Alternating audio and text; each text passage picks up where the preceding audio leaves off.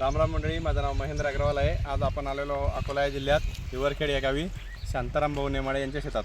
त्यांना आपण केळीसाठी वेस्टेज कंपनीचे काही प्रोडक्ट दिले होते, त्याचा त्यांना काय रिझल्ट आला आपण त्यांना विचारूया. Yes sir. रामराम. आपल्याला काय म्हणजे दिलं होतं तेव्हा काय अडचण होती त्या प्लॉटला? अडचण म्हटलं म्हणजे की हा प्लॉट पूर्ण थांबला होता. हा म्हटलं म्हणजे मला असं ठेवायचं काम म्हणजे मोडून टाकून आलो तो. अच्छा. तर हे मला प्रोडक्ट भेटल्यामुळे याची मी ड्रिचिंग केली, लहान मोठ्या झाडांना त्याच्यामुळे हा प्लॉट एकदम वाढीवर लागला. त्याच्यामुळे माझं हे काम सक्सेस झाल्यामुळे रिझल्ट मिळाला बा. रिझल्ट मिळाला 100%. त्याच्यामुळे मग याचे मी प्रोडक्ट आता वापरून आलो. काय काय दिलं होतं तुम्हाला? Agri 82 Agri Humic Agri Humic Agri Gold. Agri Gold हे 3 औषधामुळे हा प्लॉट जागा राहिला. तुम्ही याची ड्रिचिंग केली का फवारणी केली, काय केली? फवारणी केली, ड्रिचिंग केली, अच्छा, फवारणी ड्रिचिंग दोन्ही केली तुम्ही? दोन्ही केली. चालेल. म्हणजे नेमकं काय, हे लहान होता प्लॉट आणि वाढत नव्हता का? अटकली होती. अच्छा, वाढा टाकली होती. हां, पानांमध्ये गॅप पडला. पानामध्ये गॅप पडला, अंतर मस्त वाढलं, नवीन पोंगे वगैरे काढले, नवीन पोंगे वाढले, हिरवी खत पडली, क्वालिटी पिंगट झाली होती. बा. हे काही पूर्ण पिंगट होती. सर तुम्हाला असं वाटत होतं की आता तोडून टाकावं, मला आता मला ठेवायचे म्हणजे येणारच नाही बा असं होतं. येणारच वाढ नाही होणारच वाटे. नाही असं, म्हणजे हिंमत तुटली होती तुमची. हिंमत तुटली होती माझी. नाही पण आता नका. ते 100% तुम्हाला वाटलं की आता येऊ शकतो बा. हा.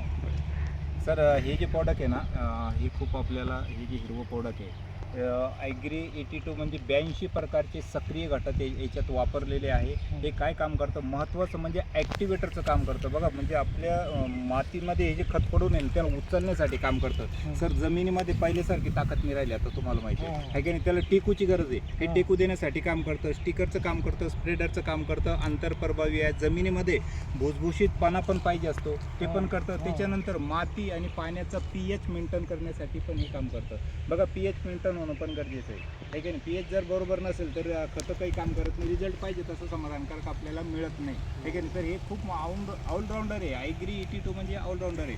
आणि हेच नाही, केळीने प्रत्येक पिकाला याचा रिझल्ट आम्ही काढतो. खत प्रक्रिया असेल, स्प्रे असेल, कीटकनाशक असेल, तणनाशक सगळ्यामध्ये चालणार आहे ॲग्री 82 आहे बघा. आणि हे दोन्ही असे 8 प्रकारचे खते आपल्याकडे, त्यापैकी 3चं तुम्ही रिझल्ट घेतला सर. खूपच आवडलं मला आणि रिझल्ट मिळाला तुम्हाला, हे पण महत्त्वाचं म्हणतो तर आता समाधान झालं पाहिजे, ते आपलं महत्त्वाचं समाधान आहे. आहे. नेक्स्ट आता तुम्हाला ॲग्री ग्रॅन्युल्स द्यायचं ना खतामध्ये.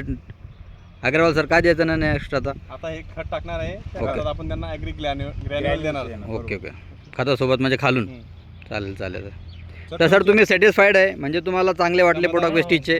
तर तुम्ही शेतकऱ्याला काय मेसेज देणार आहे का, वापरायला पाहिजेत कसं काय? मी ते सांगणार आहे की बा तुम्ही हे प्रोडक्ट वापरा आणि रिझल्ट घ्या, ओके, रिझल्ट घ्या. अनुभव घ्या. मग तुम्ही अनुभव हीच खात्री बा. अनुभव घेतल्याशिवाय तर काही नाही. बरोबर. आणि आणखीन तुम्हाला एक सांगतो सर, हे जैविक प्रोडक्ट आहे, जेणेकरून तुम्हाला याचं नुकसान होणार नाही, बरोबर. म्हणजे तुमचा फायदाच होणार आहे. केमिकल टाकून काय झालेलं आहे की जमीन आज खराब होऊ लागली आहे.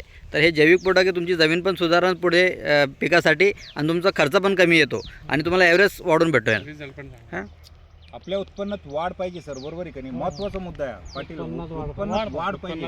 आणि आम्ही त्याच्यावर बांधावर उभं राहून रिझल्ट काढून देतो. उत्पन्नात वाढ काढतो, रासायनिकचा खर्च कमी करायचं, उत्पन्नात वाढ वाढवायची, जमिनीचं पोत सांभाळणं गरजेचं आहे. कारण काही वर्ष जमीन जमीन सुधारली नापीक होणार आहे. हे टाकता बाबा 3-4 दिवशी गुंडा कोला मी म्हणत जा. खरंच आहे ना सर, बरोबर आहे ना. नाहीतर ते गावाचं हे 10 दिवसाचा फरक आहे फक्त. का बरं.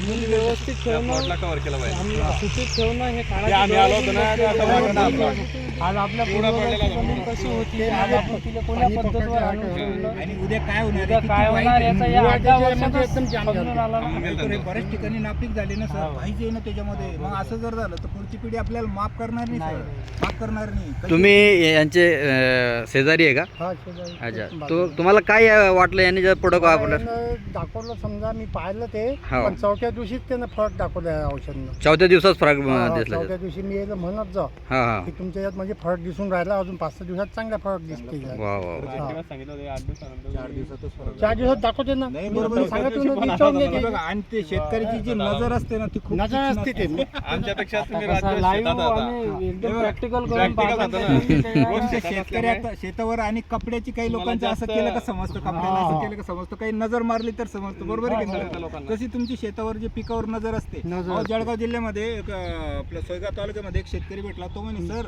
मी पिकाबरोबर डायरेक्ट बोलतो म्हणे, माझी फीज उडाली एकदम. म्हटलं डायरेक्ट